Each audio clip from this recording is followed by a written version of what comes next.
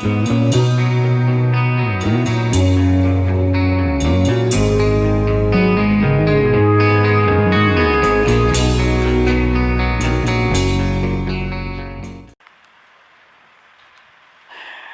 people, so how's it going today? So as you can hear, trucks in the background and stuff. People out playing.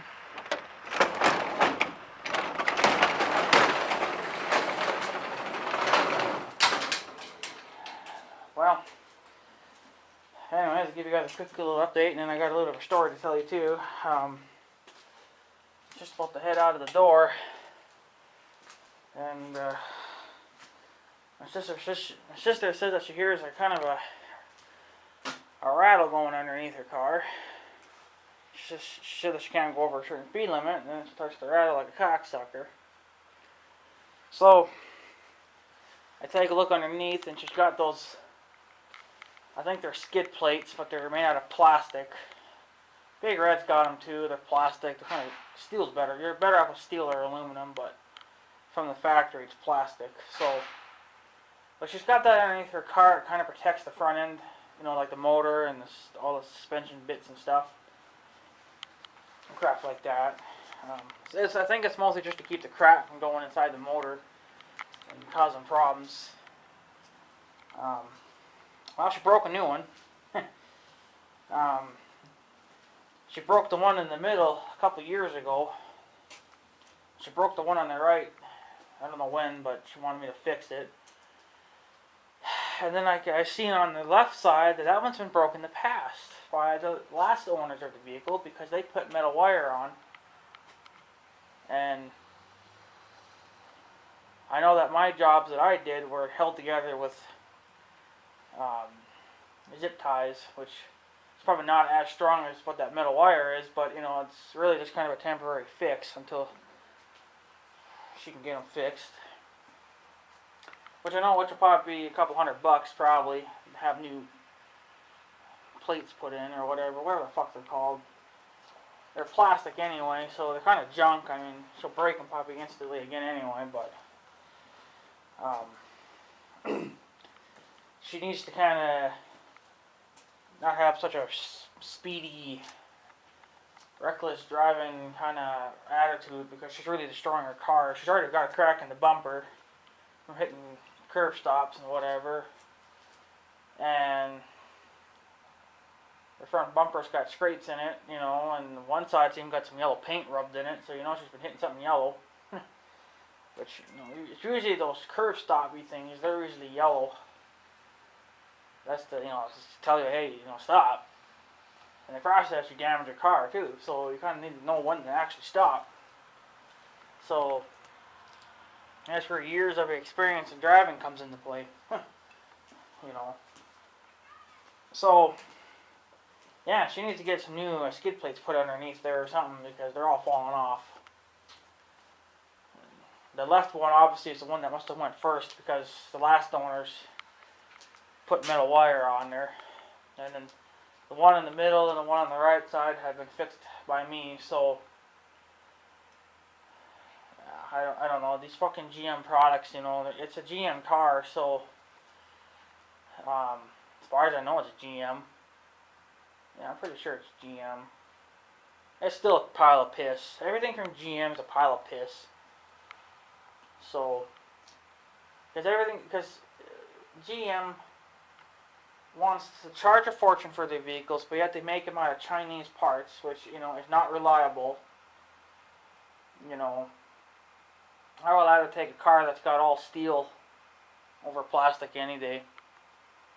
I mean, even the heavy-duty trucks, even like this Ram that's sitting right there, bet you that son of a bitch has probably got fucking plastic skid plates. A real truck would have steel, which, I mean, you can order steel ones and just replace the plastic ones, but that, you know, should come from the factory as standard, you know, steel skid plates and whatever. Everything should be steel, not fucking plastic. That's the problem with, even with these newer trucks, they think that they're making them heavier, but yet they're putting plastic in them. I mean, you're not going to get much strength out of them, if any at all, so So yeah, she needs to get some new skid plates or whatever put underneath her car, and have that problem solved. And she also needs a new bumper because she cracked that one already, and it's got scrapes in it. And then she broke. There's a license plate cover that you can put over your license plates to kind of hide up the edges of the plates or whatever. She cracked that, but that was from the. That came with the car.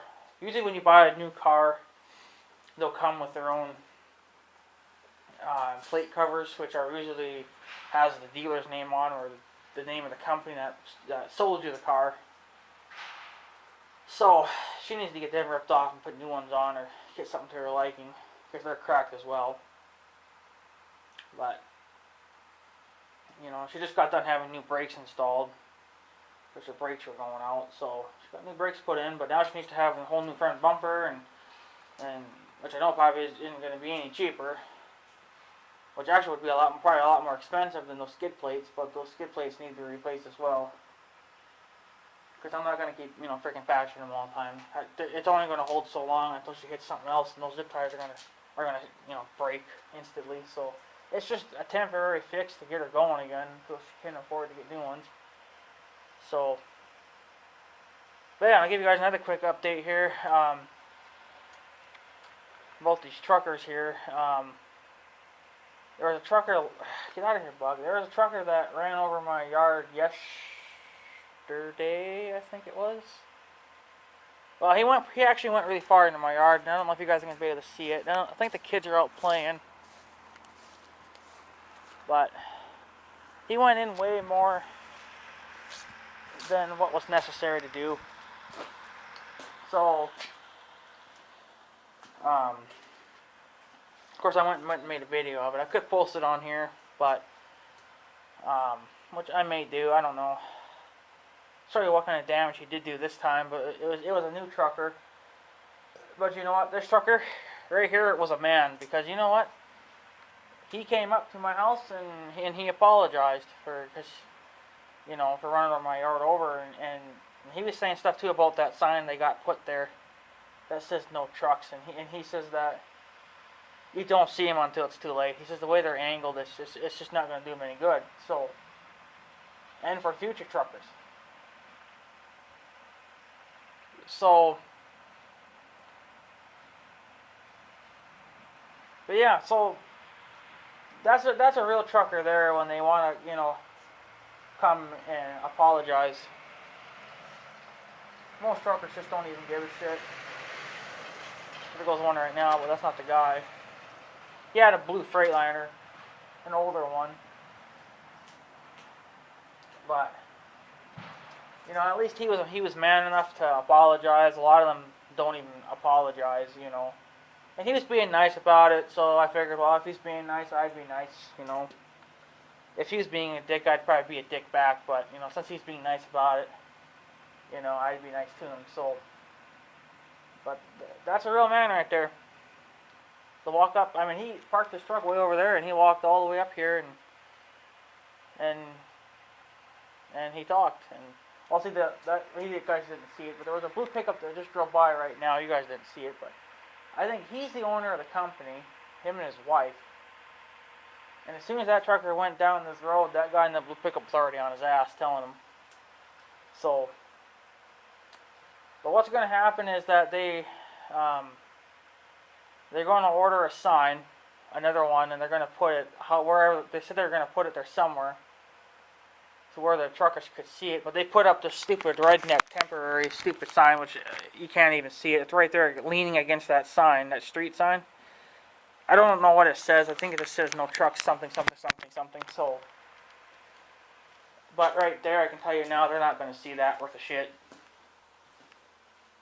Because for one, it's just too low. So, I got a car driving by. At 2 miles a freaking hour. Are you looking for a new car? Yeah, I'd take this Dodge Ram that's sitting right here, that black one, if you don't mind. But yeah, so that's what they put up as a temporary sign, which it's just a whiteboard. Which the rain will just wash that sign right off.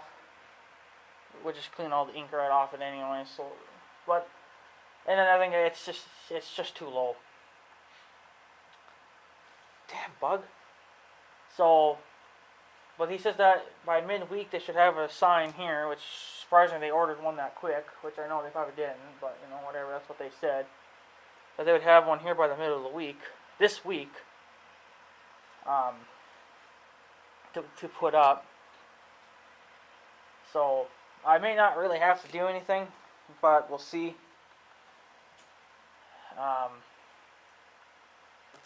That one guy said that it would be a lot of work doing that. Well, you know, you got to do what you got to do to keep, you know, pricks off your yard. You know, I mean, it really shouldn't be my problem. It really should be the owner of the company's problem. That's what my mom was saying, because they're the ones that are causing all this bullshit, because they're the ones that are allowing these trucks to come into town. You know, just disregard of what we think. So, and she even said too, the lady that owns, her and her husband own this company, and they were both saying too that this is getting sickening. You know, truckers always coming down this road and running over our yards, and then we have to call and complain about it. And she's like, you know, we're getting tired of it. And I was like, well, yeah, we're getting tired of calling you all the freaking time. You know, meaning you need to do something about this. Stop jerking off and get something done about it. You know, before I have to take over and start doing shit my way. So, and if I was to put fences there and the sign, I'd be putting up a gaming camera too, because if they crash into it, it's on video that, you know, it's there, and, you know, you've freaking seen it, but you're not obeying the law. So, but I think the sign that they're ordering, I think, once they get it here, I think it's going to go through the town or whatever. I think from there, and then I think it goes to the sheriff department there, and then if it happens again, then the cops can actually get involved, because it'll be in their system now that this street is, you know, is being watched really heavy now. So, but as of right now, it's not. It's just open to the public, pretty much, you could say. You know, it's open to all traffic, but it's supposed to be off limits to trucks, but apparently trucks don't see that sign, and that's what this guy said too, this trucker that came to my house. He says that you don't see him until it's too late. And he was even saying too that something should be done about that. He says that they need to move it and point. He says it needs to be pointed in that direction, in this direction. This is the direction they come from. That's what I said like last year in like one of my videos. When I made a video about one of those truckers running over my yard. I said that they ain't never going to see that. They're going to end up blowing right past it, because it's not on an angle. The signs that I was going to put in were going to be on an angle, so they could see it, because they mostly come from that direction anyway. They don't ever come from this direction, and if they do, they're leaving. They're not coming back, so what are you going to do, right? So, right now they got a temporary sign up, which I know isn't going to do any good either. You know, because they just don't see it, so, but, you know, whatever. They really should just put that right in the middle of the fucking road. But then again, they'd probably still crash into it, because they can't. Trucks have so many blind spots on them that some people just don't realize it, that they have a lot of blind spots, and they ain't going to put cameras on every inch of their truck just so they can see what the hell's even in front of them. They're not going to do that. You know, it'd be a good idea to do it, but, you know, truckers are not going to want to spend thousands of dollars putting cameras all over their rigs and putting all these monitors in their rigs, you know. They don't want to do that. They got enough crap to deal with, so. But, so yeah, so hopefully that gets solved here in the next little while. And maybe it'll stop them permanently then. So we'll see how it goes. And whatnot. So, but yeah, so we'll get into the other story here now. I got my new power supply today, my bigger one that I had ordered, and it works. I've tested it, and I got it running right now. It's running my radio. I actually like this one a little bit better because it's digital. It's actually got a digital it's got digital gauges on it. You know, it tells you what the radio's pulling and what it's set to do. you really can't really fine tune this thing. It's supposed to do 10 amps. Well, it's not doing 10 amps. It only goes up to about 2.5. Which I guess is whatever. But this is something I want you guys to understand. This even involves buzzsaw, because I know you're saying that these radios take over 2 amps to run on. They don't. 2 amps is their maximum that the radio can pull through, even while transmitting. Okay? Because, like I said before in the radio, or in the last video, it only had a 2 amp wire on it. Okay? Meaning it had a 2 amp fuse in it, which it does. Okay, well, when I hook my power supply up to that, and I go over 2 amps, my CB radio actually tells me that there's high voltage, meaning that the radio is getting too much voltage going through it. So I have to back it down. I got it back down to 1.5, which I'm pretty sure is what my smaller power supply was doing in the first place. Because if it's 2 amps, it's probably doing about 1.5. Okay. And then the amperage, when not even, I think when it's running, it's only about a 0.27. I probably could make a video on that and show it to you guys too, so you guys kind of understand what it's doing.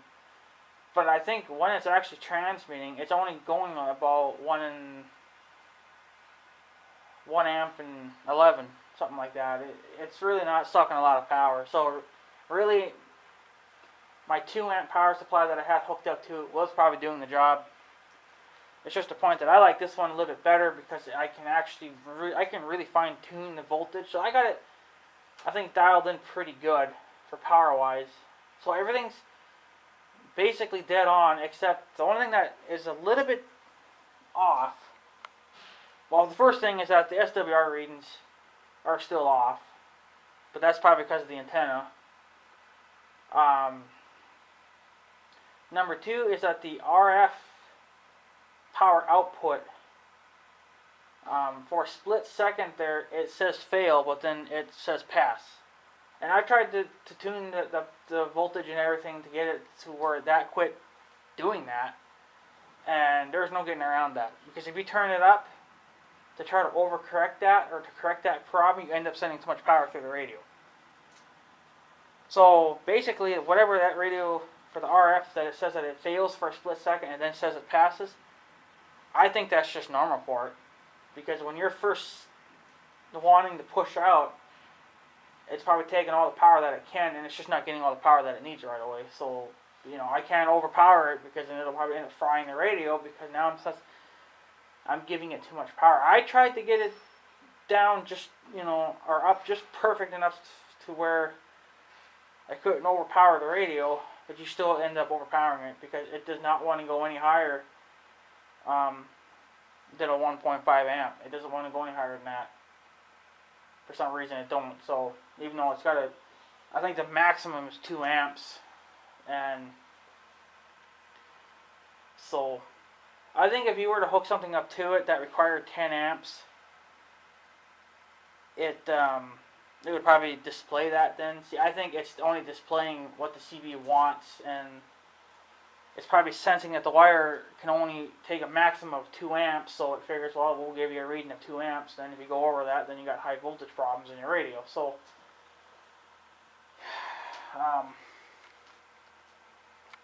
there's not much else I can do to it.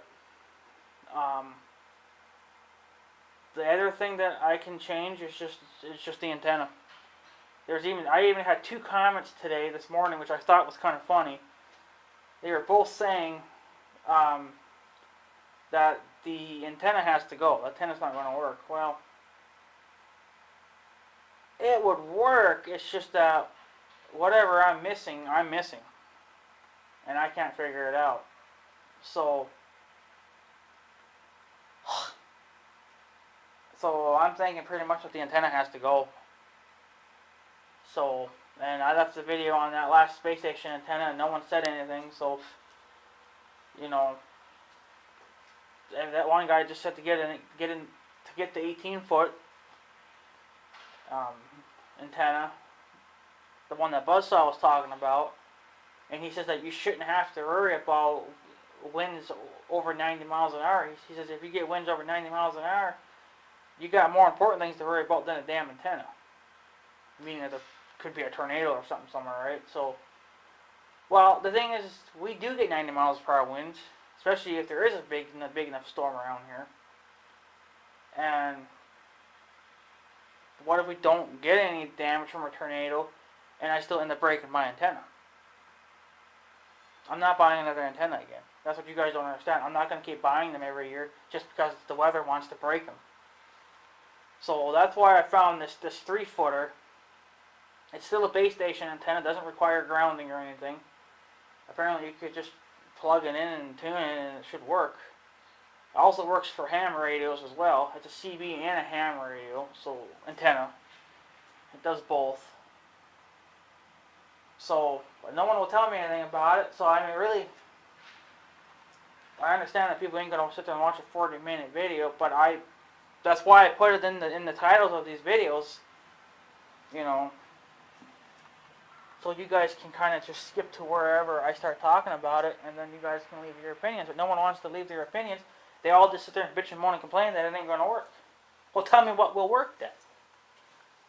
You know, I gave you guys a link to my antenna that I'm looking at. No one says a damn thing. Everyone just keeps saying they get an 18-footer. Well, I'm not getting an 18-footer.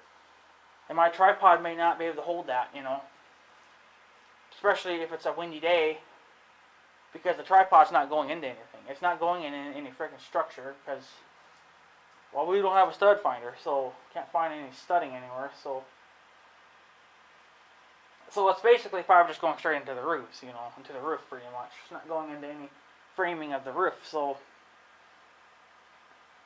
I really don't see why the little 3-footer can't do. I guess depending on height too. That one guy said it kind of depends on height. But I don't know. I think if we get it up there and just put it up there and then see what the range is. I think as long as it's at least a mile, I'm good with it. Regardless, you know, what it does after that, because you guys have to understand too, I'm not using this radio to talk to truckers or long range CB work. This is just for here in town. This is just so if I'm at the end of town, you know, stay out baling that field out there or whatever I may be doing, or maybe be at my farm doing something. My family has another way of getting a hold of me besides their cell phones, because cell phones never really work out in the fields. Once you get into a certain spot of the field, it's just like a freaking dead zone. Nothing works, so it's just not good. So that's why I would like to know if that antenna would work. But that one guy says he's got his up nice and tall, and he says that his would go about 15 miles. Well, that's actually doing, and he said that my antenna would outperform his. Well, mine only goes, if you had it properly tuned, it would be about 7 to 10 miles. So his antenna would actually outperform mine. But, see, the thing is that his is shorter and mine's taller, so mine can only get out so far. And mine actually only gets out about 500 feet, or whatever it would be from, it actually only goes out to, let's see, well, there's the antenna. It actually goes out to about that stop sign over there. So it goes to that block over there, so meaning it would probably go, it really should make it to these truckers, but since they don't do anything on their radios when they're here loading, it should almost make it to them. It may won't make it quite, like it works around in this area, but that's not what I want. I want it to go way out. I want it to go out, you know, at least a mile, so, you know, I could, you know, talk back or whatever. So, but yeah, it was kind of funny too that when I hooked the power supply up for the first time, every warning on my radio went off. The antenna went off. The because my radio has its own built-in systems where it tells you if something is not right, like if the antenna's going bad or if it's the coax or something, it'll tell you that. If it's getting too much power, it'll tell you that it's high voltage or it's low voltage or it fails. It has those kind of things built into it, and all those are all off. So once I started kind of like fine-tuning everything and getting it more dialed in, the problems started going away, and then they started getting to be better again. So SWR readings are still off. They're never going to change regardless of power. So to whoever thinks they know a lot about CBs, you need to really do some research as well, because what you're thinking of is maybe something different, maybe like a base station CB radio, like an actual base station radio. I have a standard CB radio that's meant for a car. I have that in my house because other people do it. So I don't need a fancy big ass base station radio to talk to people, and they're expensive as fuck. You know, $300 or $400. That's just ridiculous. When I'm not going to be using the radio all that much anyway. So, you know. So I don't know. I think the radio would work fine now. It's just that the antenna's not allowing it to. It's not getting out like it should. So, I really think the only thing I can do now is just try to get that base station antenna. Try to figure out how to mount that son of a bitch. And then see what the range is after that, after I get it tuned. If I have to go up a little bit more, I guess I'll have to, go up a little bit more, but I don't want to go too high up because, I just don't want to, so. But I guess we'll see what the hell happens, boys. I guess we'll see what the hell happens. But yeah, I finally got my new power supply. About frickin' time. And like I said, I like it. I kind of like this one better anyway because it gives me, like, it tells me what my radio is pulling when I'm transmitting. So if I'm talking to someone or whatever, let's just say if it was working properly, if I was actually talking to someone, I could see what my radio is pulling out for voltages, and see what it's actually, what kind of power it takes, to run this thing. And I can't go over 1.5. If I do, then the radio says high voltage. So, the thing is with these older radios, they don't have those kind of things built into them like mine does. Mine's a high-tech, up-to-date radio, so my radio has kind of all the fancy features. It has even more than it's got a hell of a lot more than what Big Red's got. Big Red's kind of just standard, but it's got the speaker in the front, so that's why I got that kind of a radio. So I can't go over 1.5 amp. If I did, the radio would say, "Hey, you're over your voltage limit." So, which is kind of funny, really, because the wire is 2 amp, but I guess the radio only wants 1.5. I guess 2 amp is just it's a limit for it. If the radio tries to pull more than that, it'll just fry the fuse, and then instead of blowing out your radio, you just blow out the fuse. So, yeah, that's unfortunately, I think the only thing that I can do now is just get that little 3-foot base station antenna and maybe try to get that to work. I'm surprised that the 102-inch whip isn't doing any better than this, but you think it would, because it'd be so much taller than that, but it's not working like I thought. So, because it's all good on the power side, I would love to see you guys come over here and try to tune this to give this radio more power. It's just not going to happen. So, you guys will probably end up damaging it more than what I would be doing, leaving it as it is. So, I understand that you guys think you know what you're talking about, but there's a difference between ham radios and CB radios and all this other kind of shit.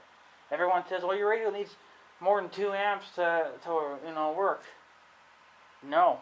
It will not allow me to go over 1.5 amps. That's with it transmitting. If I go over that, my radio says, hey, high voltage. I have it dialed just perfect. It's at, I think it's at an exact 1.5 amp. I tried to, get that, because there's actually a 1.5 point, 1 through 10 kind of like thing, so you could really fine tune it if you had to. I've tried fine tuning it. It won't even let me try, so it's not going to go any higher than a 1.5. That's all the radio asks for. That's with transmitting. Transmitting, I think it's like 1 amp or whatever. And then for just idling, that's at like a 0.27. So like it sucks like very little power. You guys gotta understand too that these radios are so new that they require less power now than the radios from the 1970s. From the radio, because back then CBs probably needed so much more amperage and stuff to keep them going. Nowadays they've figured it out that they can really get these amperages down and take less power and not kill your damn battery as quick. You guys got to remember that CBs are a lot different now than they were 30 years ago. So I can't go any higher than a 1.5 amp. I can't push it any higher than that. It won't let me. So everything's tuned. The only thing that I don't like is the point that on the RF side, on the test the radio feature, there's an RF power output that says that it fails, but it's only for a split second, and then it says pass. So I don't know if that's because of the antenna, or I'm not sure what the RF power output is, because it doesn't really say in the book. I was going to YouTube it, but I never got around to it. So I don't know if that's actually the power that the radio pushes the transmit out. Like that's how much is maybe going through the antenna to, tell the, to push the thing out. I don't know. But I mean, it works for the most part, but it's just that I'm not getting out. The range is stupid nuts, because it only goes like a block away, which is not acceptable. And I think when it even did work, when I got up here to the house, I couldn't even hear Mother, but yet my radio said that someone was transmitting on this channel. So now I don't know too if maybe, because see, I'm on the lower side bands. I'm on channel 4. Does it matter what channel you're on? I mean, I don't think it matters. I could probably go all the way up to channel 40 and something, try that. But if it can't work on all bands or all channels, then that's most likely the antenna. Then I mean, I don't know, because I only tried it on channel 4. But let's say if the higher the channel you went up, the further you could get out. Well, channel 19, you think it would go, at least to North Dakota, because we only live like half a mile from North Dakota. It really should make it that far out, but it don't. So I know that on all channels, it must only go about a block. So, and what's the funny thing is that I still pick up some of my weather channels, but they're a little bit more staticky now. But it might have been because we kind of covered up some of the wiring a little bit. I don't know, maybe that helps if it changes it. And we did add some ground plates to the pipe, and that maybe might have did something different to it. I don't know. It's just that the bottom line is that I'm not getting an 18-foot antenna, because there's no need to. They're too tall. They would snap way too easy, I think, in the wind. Even though one guy said you shouldn't worry about it, and if you do break it, then obviously you got more things to worry about than some damn antenna. Well, the thing is that I'm not buying another antenna. That's just the thing. And if no one else wants to, kind of give me hints and look at my links, then I'm just going to buy whatever I think works and try it. I mean, that's just kind of the way it is. Even my uncle said too that none of what you guys said isn't even true, because he's had CB radios in the past too, and he says there's no way that you're pulling more than 2 amps. You're just not doing that. So he says that even with it transmitting, you should only be doing about a 1.5, and that's what my radio requires at all times. So it doesn't pull any higher than that. So everything's pretty much all good to go on it. It's just that not crazy for what the RF says, but that, I think that's just the way it's always going to be. Unless the antenna, you got a different antenna, maybe it would fix it, but and then the range, that's about it. The range is not good enough, and this is another thing too that I didn't really care for, is that I think that this power supply, since it's bigger now, it's really meant to do 10 amps. I think it's actually overpowering the radio sometimes, because what happens is that when I turn the power supply off and then I turn the power supply back on, it actually turns my radio back on even though my radio's off. So even then, that's kind of got me kind of concerned too. I don't know what's up with that, but it's not like I'm ever going to really ever turn it off, you know, the power supply, unless it broke. But and the radio turns on a little bit different now too. It still turns on. It just seems like it's a little bit more snappier, which I guess is maybe that's the way they are. I don't know. So I really wouldn't mind getting another one of these radios, and I want to get another one and put it in the tractor and just straight hardwire that to the battery and see if it does the same kind of noises.